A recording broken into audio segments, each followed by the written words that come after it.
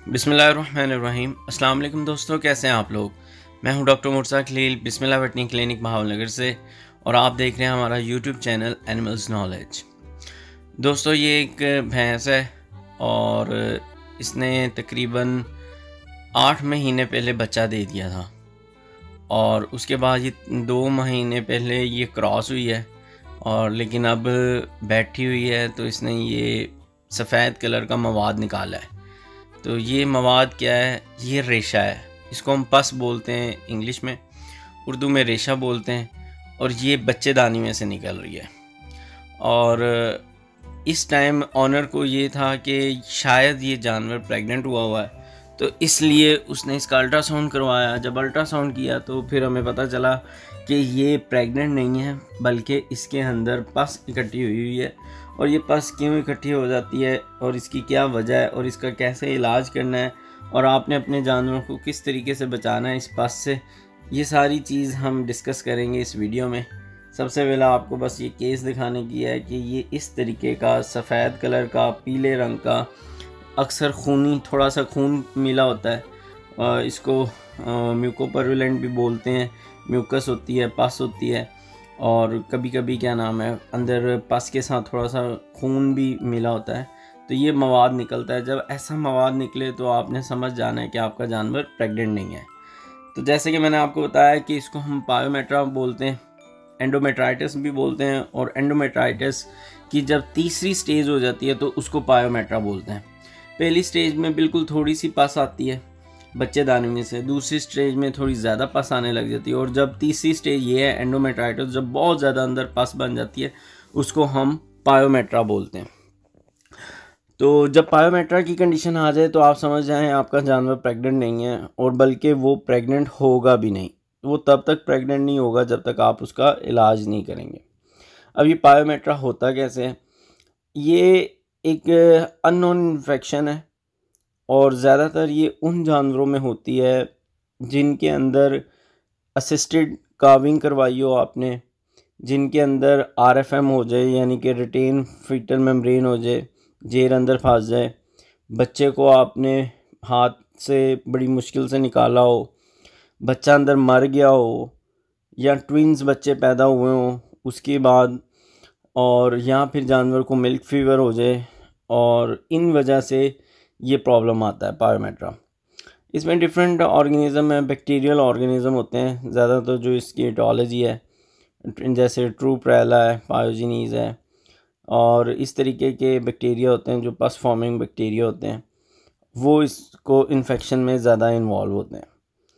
इस इन्फेक्शन में आपने करना क्या है, सबसे पहले आपने डायग्नोज करना है। डायग्नोज करने का, अब देखें जो बड़े फार्म है, कॉर्पोरेट डेयरी फार्म है, उधर ये प्रॉब्लम इतना ज़्यादा इशू नहीं करता क्योंकि उधर पूरे काविंग प्रोटोकॉल इस्तेमाल होते हैं, पोस्ट काविंग प्रोटोकॉल इस्तेमाल होते हैं। पोस्ट काविंग प्रोटोकॉल में क्या है, काविंग प्रोटोकॉल में यह है कि जब बच्चा हो गया उसके बाद फीटल मेम्ब्रेन वगैरह को प्रॉपर वो नज़र रखते हैं, निकालते हैं, ये काविंग प्रोटोकॉल देते हैं। साथ जैसे ही बच्चा पैदा होता है वो कैल्शियम की उसको एक एनर्जी सोर्स देते हैं, कैल्शियम पिलाते हैं ताकि ये सारी चीज़ें बेहतर रहें। आरएफएम देखते हैं कि आरएफएम ना हो, और असिस्टेड ग्रोथ करवाते हैं। अगर उनको एंटीबायोटिक की ज़रूरत होती है तो वो एंटीबायोटिक यूज़ करते हैं। ये है काविंग प्रोटोकॉल। उसके बाद पोस्ट काविंग प्रोटोकॉल क्या है कि 4 दिन बाद वो इंट्रा यूट्राइन वॉशिंग कर देते हैं, किसी पे 8 दिन बाद करते हैं और किसी पे 10 दिन बाद हार्मोनल लगा देते हैं, उससे भी ये चीज़ें कवर हो जाती हैं। इसलिए कॉर्पोरेट डेयरी फार्म पे ये ज़्यादा इतना इशू नहीं होता, वहाँ पे प्रॉपर डॉक्टर्स होते हैं, स्क्रीन कर रहे होते हैं और साथ ट्रीट कर रहे होते हैं। लेकिन जो छोटे डेयरी फार्म होते हैं, जैसे जिधर 100 जानवर है, 150 जानवर है, जिन्होंने वेटनरी असिस्टेंट सिर्फ रखे होते हैं, डॉक्टर्स भी नहीं रखे होते, उस जगह पे ये प्रॉब्लम ज़्यादा आते हैं।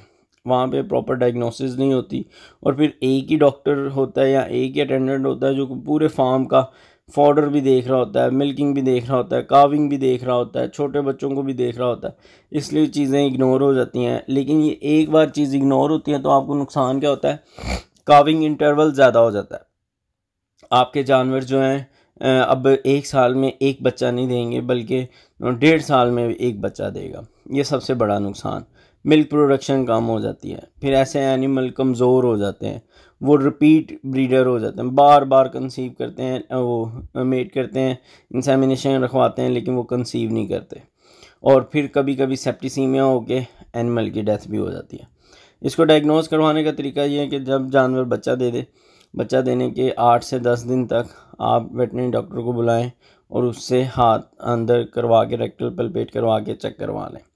वो बता देगा कि इन्वोल्यूशन प्रॉपर हो गई या नहीं हुई। वो बैक ट्रैकिंग करेगा और पस को देख के आपको बता देगा कि ये इशू है या नहीं। या जैसे जानवर अक्सर बैठा होता है, जब ये यानी कि एडवांस स्टेज पे होती है, तब ऐसे ही जानवर बैठा होता है और बैठे हुए पस निकालता है, या उसकी पूंछल पे गंद लगा होता है, या उसमें से स्मेल आ रही होती है। तो दूसरा तरीका यह है डायग्नोज करने का। और फिर इसके अब हम डिस्कस करते हैं कि हम इसका ट्रीटमेंट क्या है। ट्रीटमेंट इसके डिफरेंट हैं। एक हार्मोनल ट्रीटमेंट है जिसके अंदर हम ईस्ट्रोजन यूज़ करते हैं, जिसके अंदर हम ऑक्सीटोसिन यूज़ करते हैं, और जिसके अंदर हम PGF2 अल्फ़ा यूज़ करते हैं। और इसको कहते हैं हार्मोनल ट्रीटमेंट। इसको नॉन एंटीबायोटिक ट्रीटमेंट भी बोलते हैं। और दूसरा आता है कि एंटीबायोटिक्स है। इसमें एंटीबायोटिक्स लगती हैं। एंटीबायोटिक्स आप इंट्रायूट्राइन भी दे सकते हैं, और इंट्रायूट्राइन दें तो उसमें आप ऑक्सीटेट्रासाइक्लिन है, बहुत अच्छा उसका रिज़ल्ट आता है, आप उसको यूज़ करवा सकते हैं। और उसके अलावा कुछ अब रेडीमेड टैबलेट्स बनी हुई हैं, कुछ ट्यूब्स बनी हुई हैं, मेट्रिक्योर, यूट्रिक्योर के नाम से डिफरेंट आती है, यूटोनिल, ठीक है। ऐसे डिफरेंट ट्यूब्स हैं, डिफरेंट कैप्सूल्स हैं, वो आप रखवा देते हैं बच्चेदानी में, उसका भी फ़ायदा होता है। कुछ मेडिसिन है उसको आप 3 दिन रखते हैं, कुछ मेडिसिन है वो सिर्फ एक बार ही रखना पड़ती है, जैसे कि वो ट्यूब्स जो है। तो आजकल लोग ज़्यादा वो ट्यूब्स पे जा रहे हैं। ट्यूब्स का फ़ायदा ये है कि आपको बस एक बार रखने पड़ती है। तो फिर उसके अलावा साथ आपको सपोर्टिव ट्रीटमेंट भी देना पड़ता है, जैसे कि आप विटामिन A3 दें। अगर जानवर को फ़ीवर है तो आप पेन किलर साथ मिलॉक्सीगैम, कीटोप्रोफेन ये दे सकते हैं। और उसके अलावा आपको एवल देना पड़ता है, एंटीहिस्टामिन, ठीक है। वो भी इस केस में बहुत ज़्यादा फ़ायदेमंद देता है। और साथ आपको 3 to 5 डेज़ इंट्रामस्कुलर उसको एंटीबायोटिक्स देने पड़ती हैं।